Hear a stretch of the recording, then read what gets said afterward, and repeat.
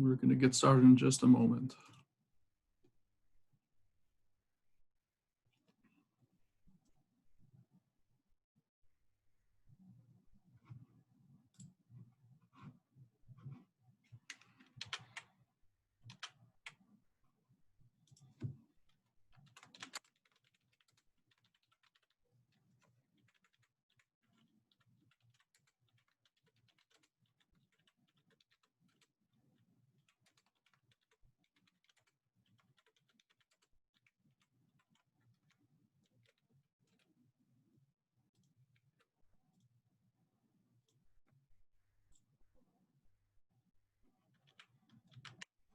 Okay, Parshas Korach can be found on page 820 if you're using the Art Scroll Chumash, page 820 in the Art Scroll Chumash. If you're using the Steinsaltz Chumash, it is page 827.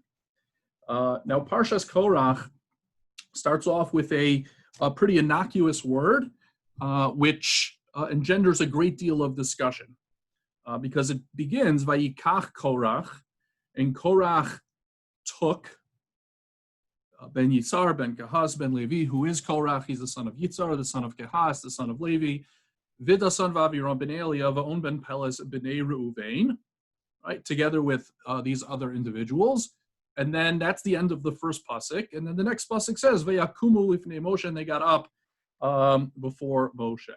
Now, if we were to give this to our fourth grade English teacher, so we would definitely get a point off here, because Vayikach Korach, right? There's no object that the verb is referring to, and I'm not saying that precisely, because Vayikach Korach took, but if it's I guess a transitive verb, he needs to take something. It doesn't say what he's taking. Vayikach Korach, what did he take? So obviously, there are a number of different possibilities, but we should at least take note of the fact that that's not clear in the pasuk, and it catches the attention of a number of different Rishonim. And the reason why I begin the class with this observation is because I think this what seems to be a grammatical issue of lesser importance, I think is reflective of actually some of the deeper ideas that emerge from this story. That there's something about the ambiguity of the Vayikach which helps us to, or can reflect deeper ideas. So Vayikach, it doesn't say who Korach took or what he took. It's tempting to say that he took the people that are found in the rest of the pasuk, but that's not what the language of the pasuk says. It doesn't say Vayikach dasan va'aviram. It says Vayikach Korach vidasan va'aviram, which suggests that dasan and aviram are part of whatever Korach is doing, and what he's doing again is not specified. It's not specific. It just says Vayikach. They're all conjunctions which connect the names of the people in the pasuk. So even though, for instance, the Ibn Ezra takes the approach that Vayikach is referring to the people, even though it doesn't seem to read that way. And I just want to quote a little bit from the Ibn Ezra to show you what he says. Obviously, I will translate everything that I read, but the Ibn Ezra writes, Vayikach Korach Anashim, people. Right, so that's the word you have to put into the pasuk. Vayikach Korach Mitzrayim ben Levi Anashim, and who are those Anashim? Dasan va'aviram, right, and so on and so forth. And Ibn Ezra says it's a derech kitzara. It's an abbreviated way of expressing this idea. So basically the pasuk is using abbreviated language in order to reflect the fact that Korach took people. But why is it abbreviated? There are places where the Torah seems to abbreviate. There are places where the Torah seems to do just the opposite of abbreviating. And so it requires further understanding to understand why the Torah is abbreviating if you take the Ibn Ezra's approach. Rashi, quoting the Medrash, says, Vaikach Korach lokach es atzmo litzad acher lios nechlak mitocha eda. So Rashi, quoting the Medrash, is sensitive to the fact that Vaikach doesn't refer to something specific, so it must be self-referential, right? That Vaikach Korach means Korach took, and that's what it's referring to. It's Korach. Korach took Korach. Korach took himself. What does it mean he took? It means that he took himself to one side. He took himself out. He pulled himself away from the rest of the community in order to, create machlokas, in order to create a dispute. That in order to advance his claims, he needs to make a stark demonstration that he is going against convention. So that's the Vaikach. Vaikach means he's separating, he's physically moving himself away in order to contrast and to take issue. The Ramban questions Rashi. He quotes Rashi, and then he questions Rashi's understanding of the Medrash, and so the Ramban offers a different approach in the Medrash, and the Ramban says Vaikach means that he took counsel, he took advice. Vaikach lakach etza belibo. He took counsel to his heart. So Vaikach it's not something physical. It doesn't reflect that he collected a group of people, and it doesn't mean that he put himself to the side, but rather Vaikach is he took within his mind a certain stand, or he took a certain approach. Obviously, again, that's an approach that you kind of need to fit into the words. You need to, it's suggesting something that's not in the pasuk, right? The pasuk doesn't say Billy Bo. You kind of have to insert that word, similar to what the Ibn Ezra did. But the Ramban himself, after he quotes Rashi, he quotes Ibn Ezra, he quotes his understanding of the Medrash, but then the Ramban gives his own approach, and what the Ramban essentially says is that b'chol techilas maaseh tavo lashon lekicha. That any time a person embarks on a project, on an effort, on some sort of, and he cites a pasuk. He says that Vaikach means that like he set out. He set out on a project, on an endeavor, and so Vaikach, again, it doesn't mean something physical, like Ramban's explanation of the Medrash, that he took counsel, he made a decision. Here, Vaikach reflects the fact that he is now embarking on this effort, on this endeavor. And what's interesting is that the Ramban kind of gives a nod after this to the Ibn Ezra, who he rejected before. He didn't agree with the Ibn Ezra, but then he said maybe the Vaikach doesn't refer to Dasan and Aviram. It doesn't refer to On ben Peles, but rather refers to the 250 men. Right? There's 250 anonymous men. That's in the second pasuk. And that Vayikach refers specifically to those 250 men. So the Ramban does admit that Vayikach does seem to suggest that somebody was taken somewhere, even though the Ramban is advancing his own idea that Vayikach means to set out on a project. Now, to me, when I was looking over these opinions, it seemed to me that the ambiguity in the language of Vayikach, right, which is the very first word of the story, which is the first action, the first behavior, the thing that sets the tone for the entire story, the fact that it's ambiguous, to me, reflects a deeper ambiguity about this story. And that ambiguity is what prompted all of this. Why is this happening? Why is this happening now? What motivated Korach to do all of this, and what were the motivations of the other people? Now the psukim continue, and the psukim give us the motivations, the claims, but it's, first of all, what they say is not 100% clear. We have to analyze what the different parties say in order to really understand what they're talking about. But still, the fact that these groups or these different people all come together and come out with their claims, the Torah doesn't really give us. Torah doesn't really reveal for us what prompted all of this, why Korach came up with this, and why all these different people got involved. We find out certain pieces of evidence, in their statements as we go along, but the way it starts, the Torah kind of hides from us how this all began and how it all came together, and the Torah leaves it for us to reflect on what we do have in order to discern, in order to figure out, what this is all about, what prompted it. Parsha Pshat, it came out of nowhere, right? The Torah doesn't tell us what prompted them.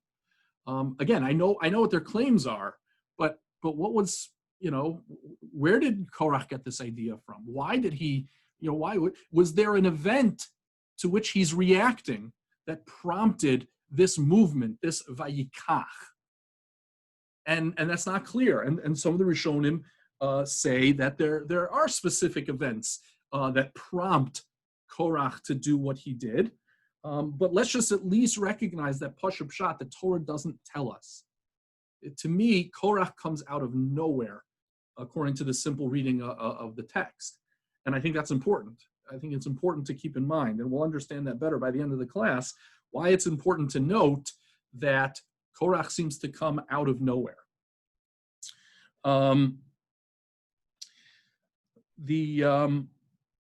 We see already in the Medrash that the Chazal are trying to understand where Korach is coming from, what prompted him, what sort of coherency they can put into the text. There's the Medrash in which it talks about how Korach makes this claim. He challenges Moshe on matters of halacha, one of which is about the talis, the tzitzis, which we just read about right before the story of Korach. So just making that connection, it seems that Chazal are already aware, or already sensitive to the fact that Korach must have some connection to what we just read. I want to go back to some of the Rishonim I already mentioned in order to see their approaches to this question. What prompted Korach? Where did this come from? So I want to look at the Ibn Ezra for a moment. I'm going to read a little bit more than I read before, but I will translate everything. And what the Ibn Ezra says is that this matter, I'm going to quote some. I'm just going to translate on the fly. This whole issue of Korach came before the sin of the spies. Right? We just read in last week's Parsha Shlach, the sin of the spies. But what the Ibn Ezra argues is that this event really happened earlier, right? That the Torah is not conveying things in order. Rather, this rebellion occurred when the Bechorim were exchanged for the Kohanim. Right? Remember, back in the beginning of Sefer Bamidbar, it talked about how the Bechorim had to be redeemed for the Kohanim. They had to be exchanged for the Kohanim, and any extra Bechorim over the number of Kohanim had to be redeemed with 5 silver coins, like Pidyon, similar to Pidyon Haben. So there's this exchange of the Bechorim for Kohanim. That means that the Bechorim had a certain important role, and that important role was taken away from them. We know that the Medrash discusses how this came about. The Chet HaEgel, the sin of the golden calf, when the Kohanim, when the tribe of Levi stepped up and answered Moshe's call, Mila Shem Elai, right? Already the Medrash over there says that that's the event that that precipitated the exchange that we read earlier in Sefer Bamidbar. And so what's Korach saying? Korach, he basically is claiming that Moshe himself decided to replace the Bechorim with his tribe, the tribe of Levi. Moshe is not a Bechor himself, right? And because of that, and he did that in order to benefit his tribe and his family. Now Korach is from Levi as well, but it's Aharon and his children who become the Kohanim, right? So the fact, I should say Kohanim, right? So it's the Kohanim who replace the Bechorim, and so therefore Korach and his family, they lose out because of what they perceive as Moshe's doing. And so that's why Korach has all these Bnei Levi with him that the Torah refers to, and Dasan and Aviram also associate, because the Bechorah was taken from Ruvain and given to Yosef. That really Ruvain was the Bechor, and the tribe of Ruvain were supposed to have a special status, and instead that was given to Yosef. And Yehoshua comes from one of the sons of Yosef, and we see so Yehoshua's servant is given favoritism by. It seems that Yehoshua is given favoritism as well. Ibn Ezra points out that Korach is a Bechor, and so for that reason, that's why he started. That's what prompted all of this. And the 250 men who were Nisiyei Ha'edah, they were prominent people, princes of the community. Ibn Ezra claims they were all Bechorim, they were all firstborn, they were passed over, their special status was given away, and so that's why this group gets together. And he gives a proof, right? He gives a proof. The Ibn Ezra gives several proofs as to why he believes his argument is correct, that this event happened when the Bechorim were exchanged for the Kohanim, because with the miracle of the staff, when it had Aaron put his staff down amongst the staff of all the other heads of the tribes, and Aaron's staff flowered, we see later in the Parsha, that's a clear miraculous indication that Aaron is chosen. If Aaron's chosen, so clearly it must be we're talking about the Kohanim being chosen for a special job over everybody else. The fact that Ibn Ezra points to the fact that Moshe says "Kilo milidi" at one point, it's not my doing. Hashem sent me. That clearly this is an attack based on the assumption that Moshe is taking power for himself. The fact that Korach says "Ki kulam kedoshim," all are holy. The Ibn Ezra argues that he's making reference to the fact that Hashem says "Kadesh li kol bechor" back in Mitzrayim, right? That the Bechorim have a special sanctity. I know we often say, or at least I say, and many others, that when Korach claims "Kulam kedoshim," everyone is holy, L'socham Hashem, he's making a very democratic statement that everyone's holy. Why should anyone be in charge of anybody else? Because why should you, Moshe and Aaron, have any special power? Everyone is holy. So we usually look at that claim and say that Korach is appealing to the fact that every single Jewish person is holy. Ibn Ezra is saying something different. He's saying when it says Kulam Kedoshim, he's referring to the fact that the Bechor has a special Kedusha. Kadesh li kol Bechor, Peter kol rechem b'vnei Yisrael. Right? That after Makas Bechoros, Hashem declared that the Bechorim have a special sanctity. They need to be redeemed, and so therefore they have a special sanctity, and it's that special sanctity that was lost. This is the approach of the Ibn Ezra. So again, the reason I'm doing this, the reason I'm going through this, Ibn Ezra and other opinions, is because I believe that the ambiguity of what prompted all of this is reflected in the ambiguity of the word Vayikach. And looking through the Rishonim, we can get a better sense of perhaps what are the deeper lessons underneath this. What is this all about? So that's the Ibn Ezra. The Ramban, going back to the Ramban that I mentioned before, the Ramban rejects this. And the Ramban says that no, this has nothing to do with the Bechorim. First of all, the Ramban is of the opinion in many places that the Torah is in order, except where the Torah gives you dates that are out of order. And I'm sure many of you are familiar with the dates that are at the beginning of Sefer Bamidbar, and then the date that's given in Parag Zayin and Parag Yud, and about when they left Har Sinai. It's clearly there's one instance at the beginning of Sefer Bamidbar where the Torah is chronologically out of order, but the Ramban believes that the rest of the Torah is in order. So the rebellion of Korach, is clearly following on the heels of the sin of the spies, and is not necessarily following, the transfer of the sanctity of the Bechorim to the Kohanim. And so what the Ramban explains is as follows. I'm just going to quote a little bit from the Ramban.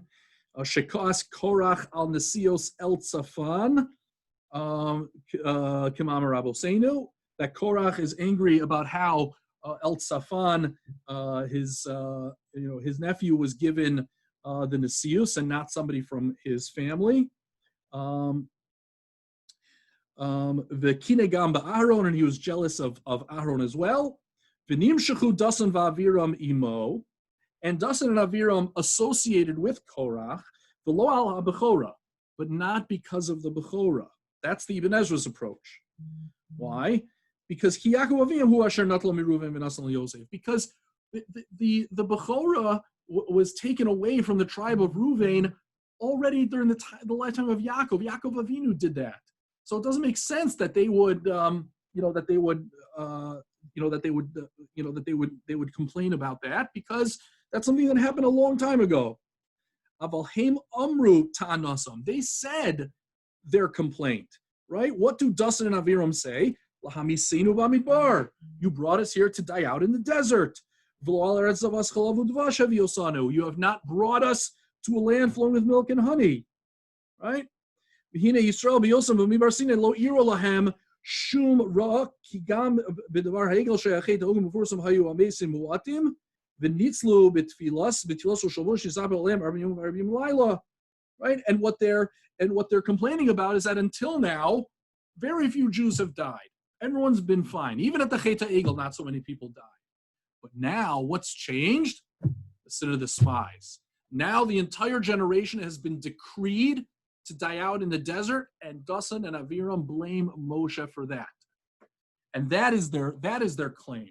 That's their claim against Moshe, that Moshe was responsible for this generation losing their opportunity to go into the land of Israel.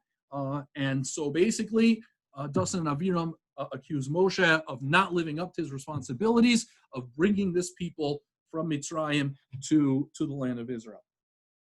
So basically, what we have here is different.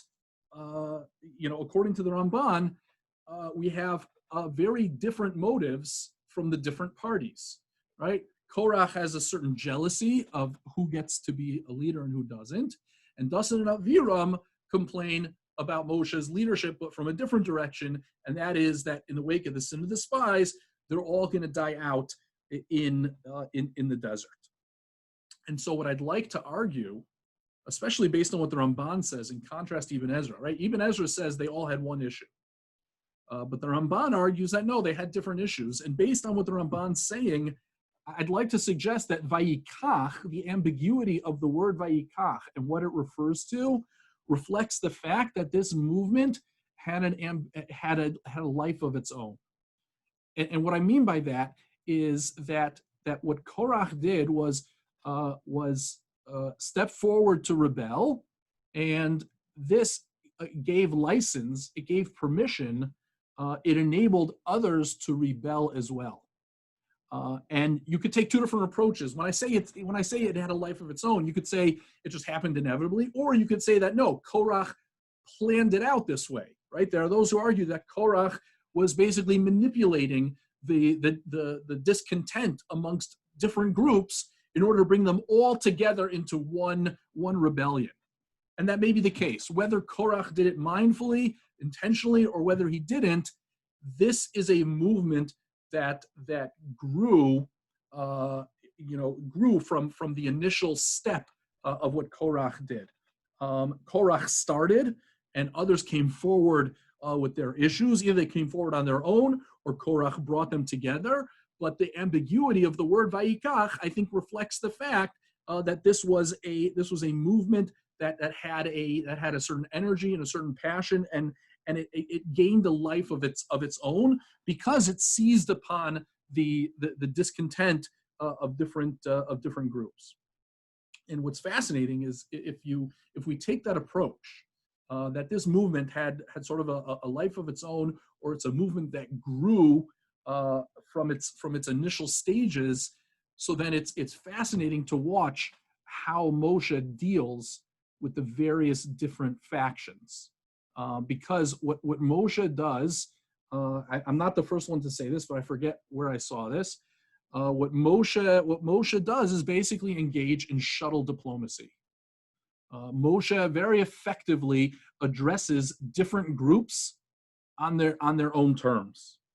And what's so interesting about this shuttle diplomacy is who's involved in each step of Moshe's dealing with the issue of how Moshe addresses the issue. Because if we follow in the Psukim carefully, again, page 827 in the Steinsaltz, 820 in the Art Scroll. So Vayikach Korach, Vayakumu in the second pasuk, Vayikohalu al Moshe, V'al Aharon, Vayomru alehem. Right. So now you have Korach, you have Dasan and Aviram, you have On ben Peles, who I know disappears, and you have the 250 men, and they congregate on Moshe and Aaron, and they say to them, Rav lachem, right? You have taken much. Kikol eida kulam kedoshim. Everyone is holy. Uvesocham Hashem, and Hashem is in their midst. Umadua tisnasu al kal Hashem. And why do you elevate yourselves above the kal Hashem? And immediately Moshe falls on his face. Vayishma Moshe vayipol panav, vayidaber el Korach vel kol adaso lemor. Now, it says here that Moshe speaks to Korach and his Eidah. Now, his Eidah presumably is everybody assembled, but perhaps it might not be. Perhaps it's just the 250 men. Let's take a look, right? Vayidaber el Korach vel kol adaso lemor boker v'yoda Hashem es asher lo ves hakadosh v'yikri v'elav es asher yivchar bo yakri v'elav. Hashem's going to decide, right? In the morning, you're going to see Zos asu, pasuk vav, Zos asu kechulachem machtos Korach v'kol adaso. Right? Everyone should take a pan, and we're going to do this ketores test. Now, it's not clear. Sorry, I shouldn't say it's not clear. Dasan and Aviram aren't part of that. So when it says Korach v'adaso, so it's not clear who the Eidah is at this point. But clearly at this point, Moshe is speaking to Korach and the 250 men. V'yomer Moshe el Korach pasuk ches, right? Shimuna b'nei Levi hamat mekem ki yidil okay Yisrael eschem yirah Yisrael akriv eschem ilav. It's not enough for you that you're already Leviim and you already have a special job, and now you want the kahuna as well. Lachein atah v'chol adasecha hanodim al Hashem pasuk yud aleph v'Aaron mahu kis alinu alav. Fine. So it seems that Moshe is addressing himself to Korach and the 250 men. That's the Eidah, it seems. Because then, in Pasuk Yud Beis, Moshe begins to address himself to the other faction. Vayishlach Moshe likro lidasan v'laviram b'nei Eliyav.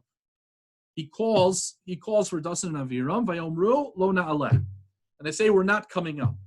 And not coming up could be either we're not coming to you, or we're not going into the land of Israel. It's not enough that you took us out of a land flowing with milk and honey to make us die in the desert. Notice how they're so cynical that they refer to Mitzrayim using the description that has been used in order to describe the land of Israel. Sorry, I skipped a line. Ki sistarer aleinu gam histarer. You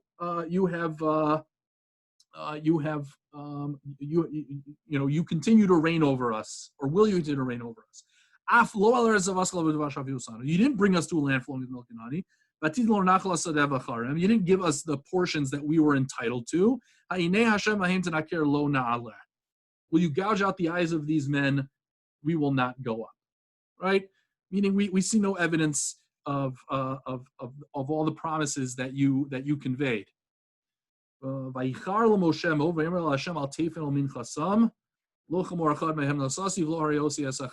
so Moshe is angry, and he says to Hashem that I don't deserve this from them, right?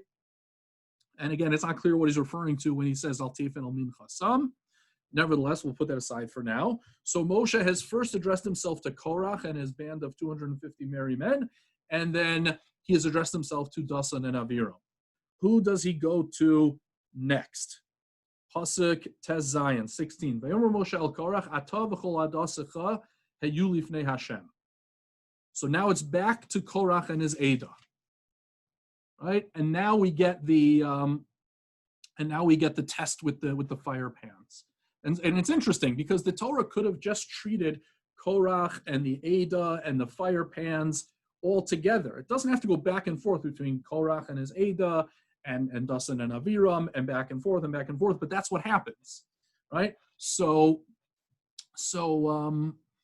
they all gather together the next morning. You have Korach and the 250 men, and they all have their fire pans with their incense, their ketoris, and they're ready for this test to see who Hashem has chosen to be the Kohanim to serve him in the Mishkan. And watch what Hashem says to Moshe all of a sudden in the middle of this test. Pasuk Chaf, verse 20. Vayidaber Hashem Moshe ve'Aaron lemor hibadlu mitoch ha'idayzos. Separate from them, va'achale osam kiraga, and I'm going to destroy them all together. And watch what Moshe does. Vayiplu al panehem vayomru. Right? So Moshe and Aaron fall on their faces and they say,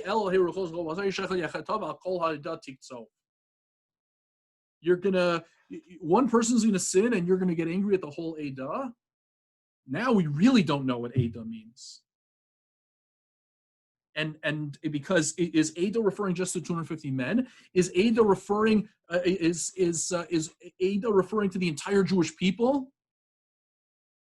What is it that Moshe has to advocate for? What does Moshe have to plead with Hashem for, especially considering that the 250 men are eventually killed?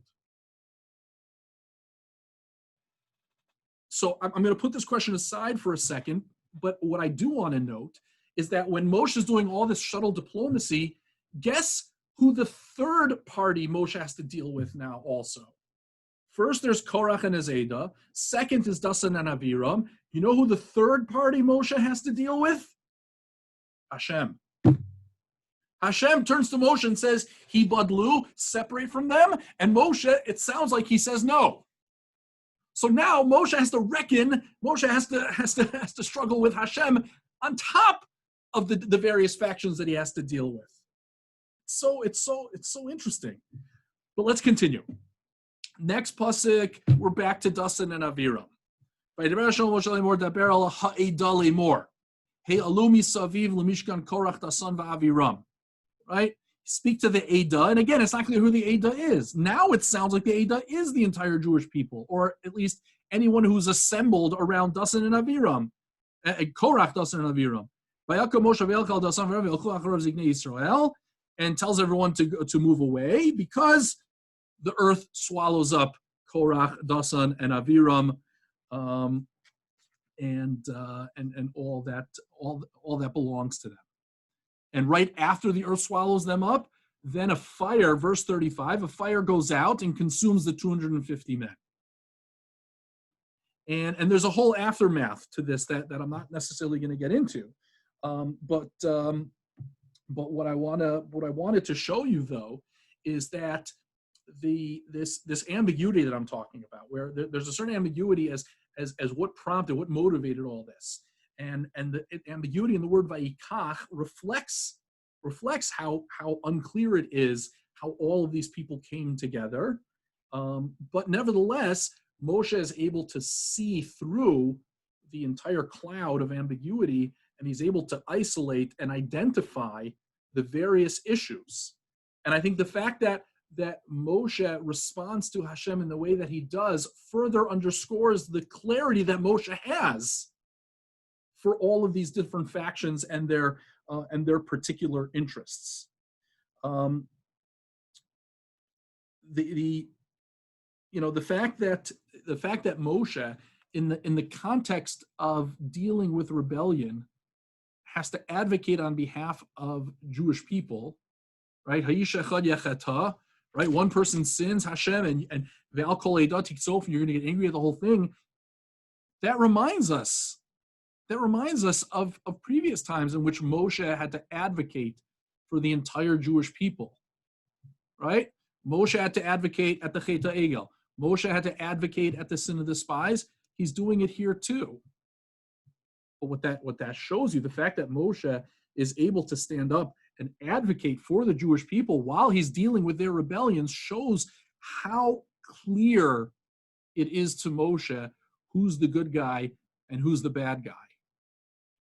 And so you have this contrast here, the contrast between the ambiguity of how this all develops versus the absolute clarity that Moshe has about how things are ending up and how things are playing out. Maybe Moshe himself doesn't know how this all came about, how all these different factions came together. But he's able to quickly identify who does what and who's responsible for what. The story goes on, and more people die because people then complain after the earth swallows up some people, after a fire goes out and consumes the 250 men. Then the Jewish people complain, and then you have a magefa. Then you have a plague that afflicts the people who are complaining. And Moshe has to instruct Aaron how to put an end to that plague, how to put a stop to it. And so again, Moshe Rabbeinu has to step in and save Jewish people from condemning themselves to death, which just further underscores the clarity with which Moshe operates through all of this. So that's the main idea of today's class.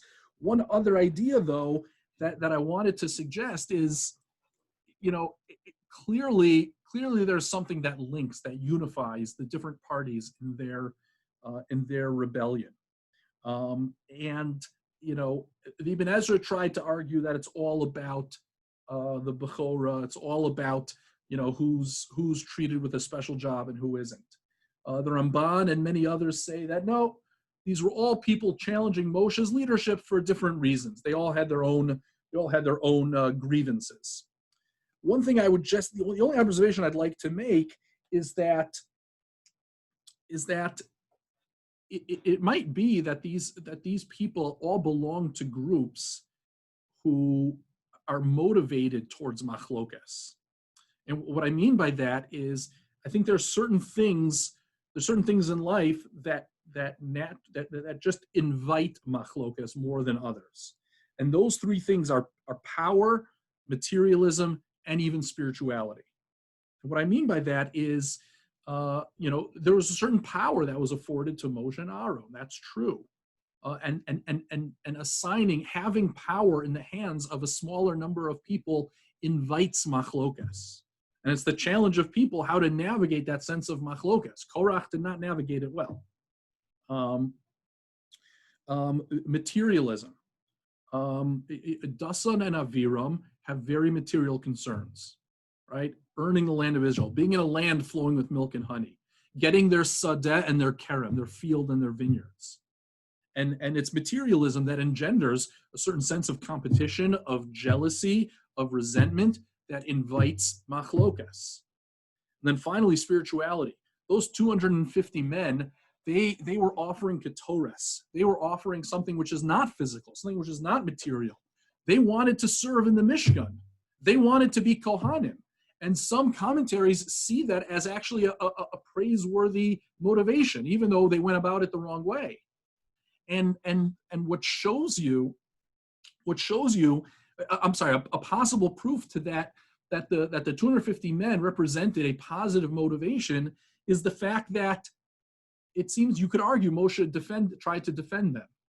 That when Moshe says one person sins and I'll call Eidat Tiktsof, maybe he was referring to the 250 people, not the entire Jewish people. That maybe Moshe was trying to defend those 250 people because their motivations were pure, they just went about it the wrong way. Another indication that their motivations were pure is that their fire pans were used to overlay the Mizbeach, right? The fire pans of the 250 men were taken and put on the Mizbeach as a reminder of what they did. And so there must be some positive element in what they did. So spirituality, when it comes to spiritual, religious involvement in Jewish life, it's a positive motivation, but that too can engender machlokas. It can engender machlokas because those who want to be close to Hashem, those who want to be able to do more and to step up more, have to be sensitive to the fact that there are a lot of different things, and we have to remember what Ratzon Hashem is, what Hashem's will is. Hashem expressed His will very clearly. No matter how altruistic the motivations were for the 250 men, Hashem, the most important thing is that we follow the word of Hashem. And spirituality can lend itself to machlokas when people feel that they have their own idea of what spirituality should look like. And the 250 men who were destroyed by fire remind us of whom? Remind us of Nadav and Avihu. Nadav and Avihu, who brought their own foreign fire. Again, they were trying to do something as a service, as a worship to Hashem. But they had to remember that really the most important thing when it comes to worshiping Hashem is following His will, not following your own desires. Following your own desires leads to destruction and leads to machlokas. Okay, all right, we'll stop here. Thank you everyone so much for joining. It's great to see you. Have a great week.